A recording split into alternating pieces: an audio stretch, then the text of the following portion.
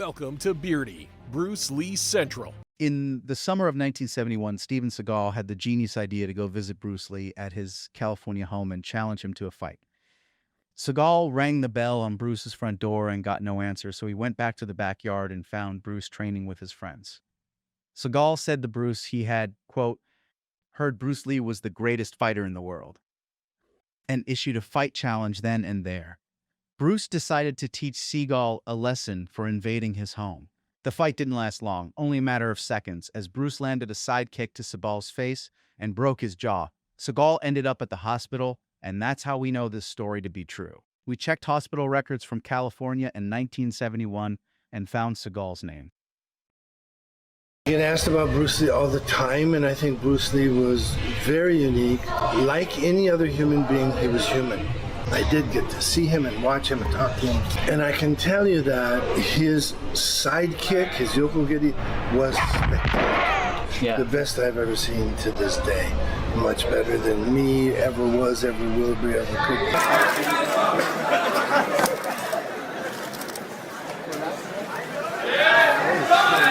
Oh, he's fucking shit. Oh!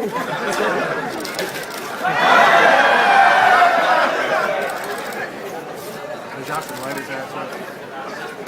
Knock him off his ass.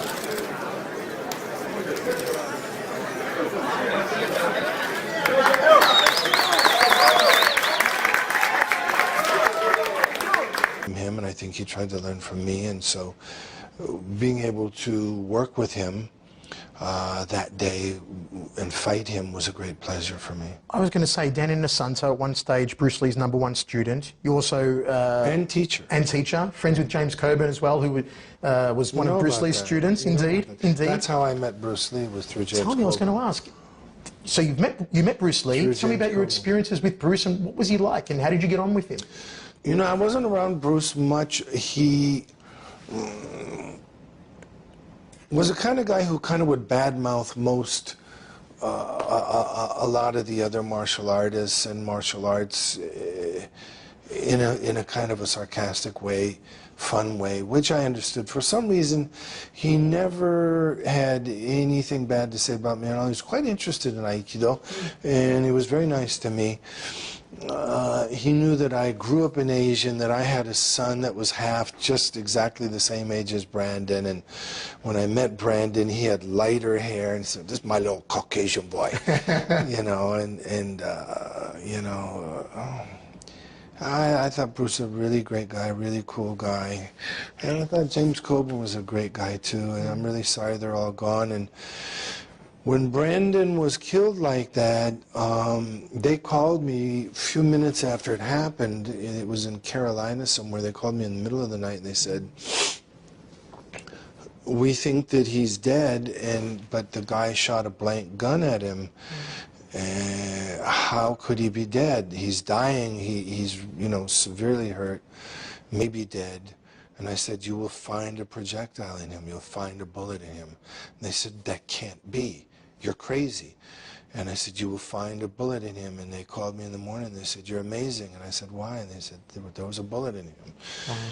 And I can go through the whole story on what really happened, which most people don't know, but the long and the short is when Brandon passed like that, I didn't sleep for 3 or 4 days. Wow.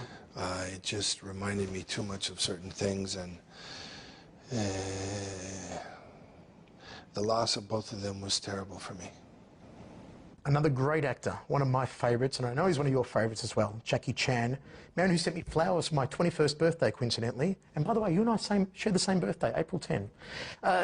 You were one of the people, and it's a little-known fact, who helped Jackie Chan break into America and introduce him to American audiences. Can you tell me about your relationship with Jackie and how that started? I mean, I've known Jackie for, Jesus, maybe 40 years. Wow. I've known him from way back in the early days. I'm not very close with him anymore. I don't really go to Hong Kong or China much anymore. Him, Sammo Hung, a lot of the old, you know, some of this is really maybe not quite fit for you know, saying out loud on film, but there's an interesting group of folks that, you know, are kind of some in the shadows and some in the light, and I was friends with all those guys for a long time. Haven't seen Jackie for a long time now, but at one time I thought we were kind of good friends, you know. In an interview, you also said once you'd made many great movies, which you have, and said you'd made many, or some, bad movies. Is there one particular film you look back on, you sort of cringe and go, geez, did I really do that? Unfortunately, there's many. I think, you know, I was looking at an actor the other day on screen, and I was going, holy shit. Can you say shit on this interview? You can say whatever you like. Yeah. I said, holy shit, did this guy actually do this? Not only was the movie that bad, but the acting was that bad. And it's a pretty famous actor. And I just said, hey, man, happens to all of us. Who's the most legitimate Hollywood tough guy, in your opinion? You accept it, of course. When you say tough guy, do you mean martial artist or just tough guy? I mean, Stephen, for real, if he was on the street and there was a situation, you wanted this Hollywood guy by your side because he could defend himself.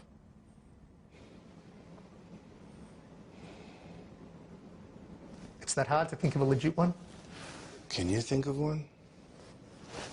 Michael Jai White. Can I laugh in your face? Really? Yes. Thoughts on Jean-Claude Van Damme? Can I laugh in your face? Chuck Norris? I mean, Chuck is in his mid-70s. He's probably 76 years old, okay? 75, 76 years old. Interesting. So I don't know. I've heard that he's not, you know. So, I mean, I don't really want to get into, on film anyway, you know, who's a tough guy. Do I think Michael is a tough guy? No. Do I think he's a martial artist? No. Do I think Jean-Claude's a tough guy or martial artist? No. If you were to put together your own ensemble of action stars, your own version of the Expendables, let's say, who would you choose, 3 or 4 actors to be in there with you? I think they had many great actors in there, you know, that are great action guys. I think this guy Jason Statham, is that Jason right? Statham? Statham, Yeah, is it? yeah. It's not Stratham, it's Statham. Yep. Jason Statham is a wonderful action guy. Jet Li, fantastic action guy, who, by the way, is a real martial artist. Yes, great wushu. And, you know, I mean, I'd never seen him fight, but I would imagine if you would have mentioned his name over those guys, I would have to say, okay, he's a real martial artist and probably can fight. Dolph Lundgren, Kyokushin karateka, used to be competitive. He's a very nice guy. Do I think he's a tough guy and a great martial artist? He's just a great guy, and, you know, but anyway, so, but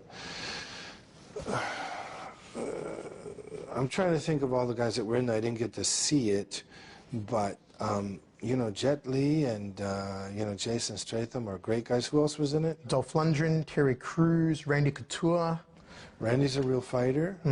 Yep. You know? Of course, Bruce Willis and Arnie, we know both aren't real fighters, but great actors. They're great actors. And you know, Sly Stallone. You got all those great actors.